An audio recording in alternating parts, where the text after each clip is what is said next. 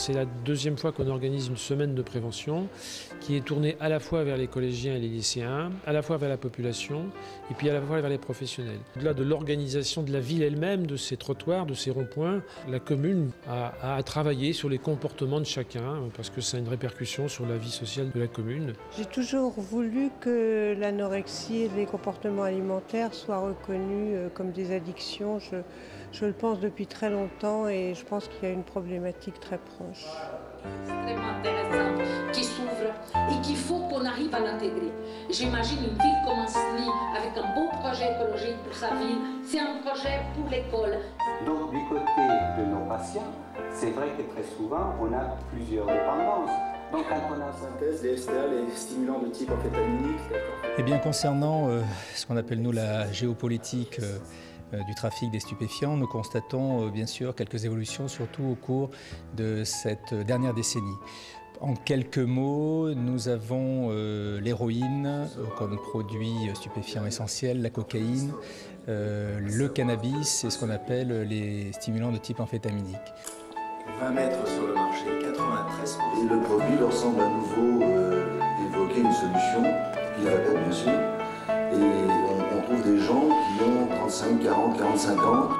Donc tout ça, ça concerne tout le monde, mais quand il y a de la précarité, tout s'aggrave, tout s'exacerbe.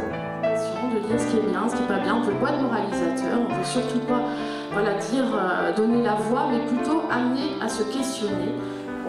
Surtout à partir du moment où, quand vous arrivez avec votre fille et qu'on vous dit on va la séparer de vous, on va l'enfermer, on a l'impression vraiment qu'on est la cause de la maladie finalement, puisque il faut l'empêcher de nous voir, donc c'est qu'on a raté quelque chose. Habituel, la consommation de drogue avant la violence va certainement être battue en brèche, qu'il faut aussi regarder la violence qu'il a subie et la violence qu'il fait sur soi, regarder tous ces... Déjà, l'alcool était très présent dans la société française, a plutôt tendance à diminuer en population générale et reste stable chez les jeunes.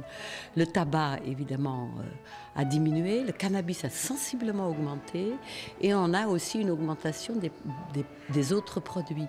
Ce qui est le plus saisissant au jour d'aujourd'hui, c'est qu'on est face à la polyconsommation et que la majorité des jeunes qui consomment un produit consomment aussi un autre produit. Et deuxième chose, c'est que dans la comparaison internationale, c'est autour du cannabis et autour du médicament qu'on est les champions d'Europe. On est vulnérable ou pas vulnérable. Et lorsqu'on est vulnérable, le rôle de l'environnement est encore plus important. Enfin, je remercie en tout cas la ville d'Ancenis d'avoir pris en compte les commentaires et les remarques des participants par rapport au fait que ce soit beaucoup plus concret. Ce matin, moi j'ai participé à l'atelier numéro 1 et que c'était très intéressant, très riche en informations. C'est très enrichissant. En plus, on a eu la chance d'avoir affaire à des professionnels, à des gens qui savaient parfaitement de quoi ils parlaient et qui ont relaté effectivement la triste réalité.